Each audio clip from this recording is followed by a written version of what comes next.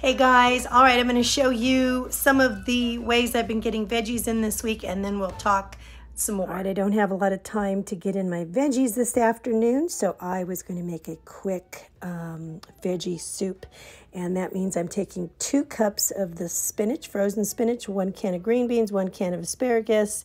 I put the whole box of that chicken broth in, a little garlic powder and some sea salt, and I just throw it all in the blender and whip it up, and then I'm going to heat it up. Heat up only what I'm going to serve. That way I don't overcook it every time, and I put a little cracked pepper on top. I am making a quick cinnamon tea, and I'm just taking some cinnamon sticks, like 6 or 7 of them, and then I fill up this pot of water here, a medium-sized saucepan, and then I bring it up to a boil, and then turn it all the way down to simmer, and I let it simmer there for about a half an hour or so, and then after that I just shut it off and let it cool down. It gets really fragrant, makes the whole house smell amazing, and then I'll cool it down, put it in this little IKEA bottle, and then when I want to have it, I'll just throw it in a blender with a little bit of almond milk and some ice and whip it up, and it's kind of like, add sweetener, it's kind of like an horchata, like a rice milk drink, but it's cinnamony. It's really good. All right, so this particular meal was it was like a turkey kielbasa mock Cobb salad, and Honey and I have our light ranch here, and an egg, lots of veggies, trying to get those veggies in. Getting my cardio in every day. Honey's getting his in. Start off slow and work it up. This breakfast, I have my low-carb mug muffin, 1 bacon, and a scramble where I have kale and I think squash, and then I've got some blackberries, 1 tablespoon of heavy cream on that, and some tea. I'm also using some of this sugar-free syrup, which I love. This is so good, guys, on my mug muffin. Another meal was low-carb Olay wrap, and I have some leftover spaghetti sauce from the night before, and I am just putting it in with a tablespoon of cream cheese, light cream cheese, and some fresh basil, and a cup of my veggie soup. So I've still got my veggie portion. Actually, there's 2 portions in there. And then I have for a snack here the 2 tablespoons of PB Fit, 1 tablespoon of light cream cheese, 1 teaspoon of peanut butter, a little bit of skinny syrup, and I just spread that over a serving of celery, and that's such a great dessert. This day, took the kids to Chick-fil-A, and what I get there is just the grilled chicken breast and a side salad. This breakfast, I've got 2 chaffles made with mozzarella, a little bacon, an egg scrambled with veggies, and Honey and I are sharing these strawberries. Oh my goodness, Denny's, you guys. Okay, the omelet, Philly cheesesteak, so good. All right, this day, just ground beef and green beans, a little Parmesan, mayo, a little kimchi. It's one of my favorite go-to meals, and Honey's too. It's just all around Philly. Hey everybody, it is Sunday afternoon, and Honey and I are just trying to work on some computer stuff here. Now, a little while ago, I had bought a watermelon for the kids, and like a week ago, and so it's been chilling in the fridge, and so I cut it, and we all went out on the porch, and we had some. I had a couple slices, and I haven't had anything like that for a while because I've been kind of like, ooh, this isn't low carb, it's got a lot of sugar. But upon looking it up online, it actually online it says that watermelon is actually one of the lowest fruits if you have maybe 1 cup. You know, I mean, if you're gonna have like half of a watermelon, of course it's not gonna be low carb, but so rather than just take the word of what we see online, we decided to go ahead and test our blood sugar and see what the meter says, right? And that'll tell me whether or not it's okay to do that. So I've got the meter right here, and in case any of you guys are interested in how we do this, I'm going to go through the process so that I could show you real quick how easy it is to test my blood sugar this way. This is not the continuous glucose monitor, this is a meter, and we choose to do it this way when we do it. So I'll show you what's in here. All right, so this particular one, it comes in a little case, and this one is the Freestyle Precision Neo. I've heard a lot of great things about this, and before we went and got one, we kind of like looked into which ones, you know, were mostly highly recommended. And we did get another one, the Care, I think it's called the Carefree or something like that. Oh, I don't remember, but Care Touch, I think. And for some reason, this one seemed to be a little bit more accurate, and sometimes by like 10 points, which is quite a change, I think. So this one is the one that we really count on. This is the meter itself. And so this here is, it's like a little pin, but what's this called? Oh goodness, I forget what this is called. Lancet. This is the lance. Yeah, lance. And so this is what the needles go in. I think those are the lancets, actually. Anyway, they go in here. All right, so these are the two that we bought. This one was the first one we bought, the Care Touch, and it doesn't seem to be as, like I said, as accurate as this one here. And I had read that in the reviews, and this one actually, that's the one that we're using. So this is a lancing device. These are the lancets. So what I'm going to do is I'm going to twist off the top of this.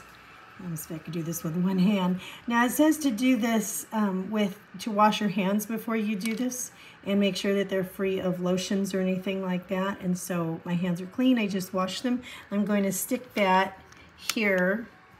Could you hold that? All right, my husband's going to shoot that. Just get it, and it just like goes right on in there, and then cover up the top. And it has kind of like a guide at the top, so you can, this is set at number 3, which is a little bit hard for me, so I'm going to go down to like 2.5. It goes all the way to 10, and my husband uses 10. And then I'm going to cock it back just to make sure it's ready to go. This is the test strip, the glucose test strip. And so this is what's going to go into the device. So it's going to go in right here. And that's where you slip it in. Real simple. And it's going to turn on. Down here is where that little spot of blood, after you poke your finger with this, you're going to squeeze your finger and you're going to get a little drop of blood, and you're going to stick it right in there, and it actually kind of like sucks it in. So you can see it's got a little drop up. That means that it's ready. So I'm going to poke myself, but I won't show you my blood because it might make you a little queasy. And I like to do it on the side. So I'm just going to kind of like poke it here on the side. So the blood is down here at the bottom, and it's reading 102. So I'm 102 right now, which is actually not bad. So my blood sugar didn't raise too much after the watermelon. So I'm going to check it in a half an hour and see if it's come down, or if it's taken a long time to come down from that, which that's really not bad. All right, honey is taking his, and it actually goes up to 5, not 10 like I thought. And we will see what it's reading. 114 for him. So he's a little higher than mine for some reason. But I think I ate more. Not bad. Yeah, he probably had a little bit more. Okay, so we're both okay. Now I have up here a little sign in the kitchen, and this kind of just reminds me my blood sugar should be 90 to 130 before meals, or below 180 within 1 to 2 hours after a meal. So I set our alarm for another half an hour, and we're going to check our blood again, which is, I mean, I could tell it's already going to be just fine. But we haven't done this before. So we don't do this tediously with everything that we eat to check our blood sugar, but with anything new that we really haven't done, or we're introducing something new, because we are staying low carb, and we don't want that insulin spike. We're trying to keep those down. So that's really the goal, is to bring down that A1C and to keep the insulin spikes down. And so 110, 114, totally fine, not a big deal. Raised just a little bit. And we also have to get dinner underway too, so that might actually complicate things a bit, but it's going to be low carb, so we should be fine. But anyway, so it's pretty simple.